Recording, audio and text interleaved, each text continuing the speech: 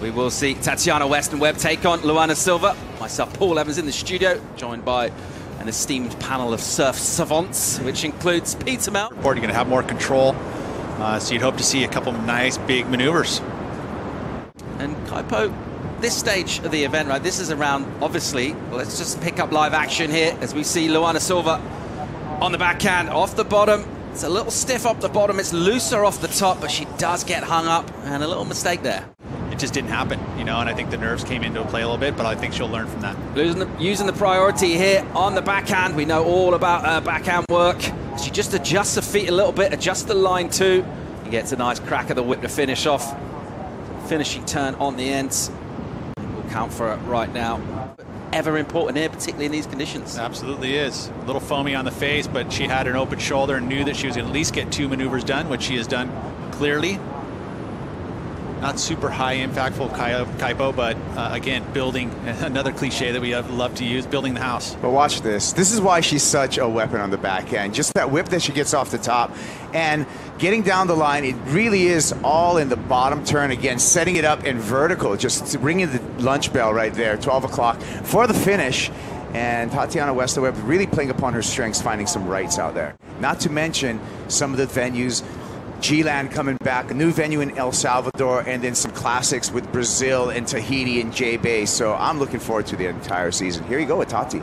Weston-Webb whips one off the top, and then the pin drop exit. Just a quick click from her out of the lip. Well, it won't go into her top two. It'll be a 4th wave ridden for her. She just got a 2 and a 3. Meanwhile, right behind, Luana Silva bangs a really nice turn. The release of the tail. There's another.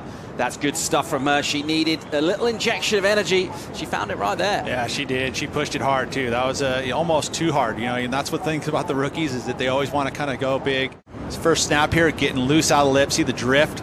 Almost stumbles, but keeps it together and actually looked in compact form on the bottom turn, so it was good work. This is probably going to be the best wave of the heat. I mean, in comparison to the 383 from Tati, you know, these two did meet at Sunset Beach, and Luana got the better of Tati. 2 backhand hooks quickly in succession. Pretty textbook technique there, Kaipo. Yeah, well, you can tell the difference between the approach on the backhand from Tati. Also had this effort from Tatiana. Yeah, Tati snapping on the left-hander there and coming through.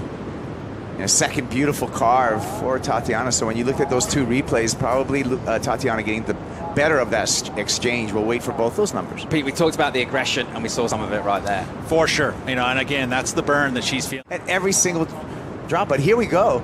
Replay of Luana Silva. This happened during the break. And we'll be waiting for that number. I'm telling you right now, even that she's back against the rope, had the patience and really had the fortitude to put together, identify a better wave than Luana Silva, get away from her, and put together a really, really well-surfed wave. So I'm expecting as that number comes in for Tatiana to get closer. And here she is again. Live action off the top a couple of times.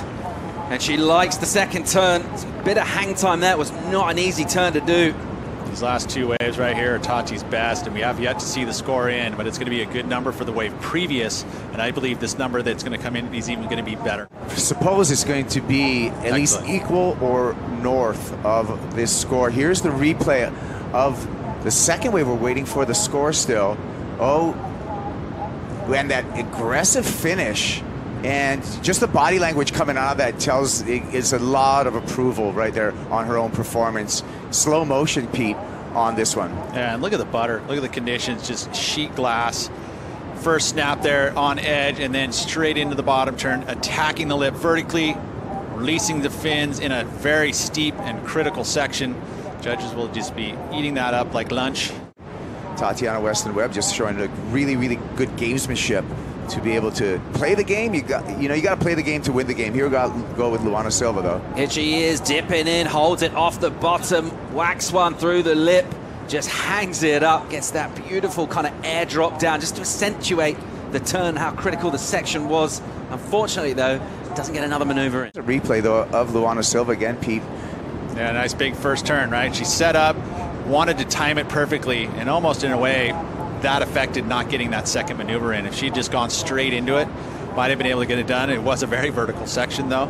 So she had to kind of sit off the bottom and wait it out. And we're enjoying watching the sort of relentless attention that Tatiana Weston-Webb is paying to Luana Silva. She is very close to her, but this wave, she'll let it go. This is Luana Silva on a big right. Whack off the top, releases the tail.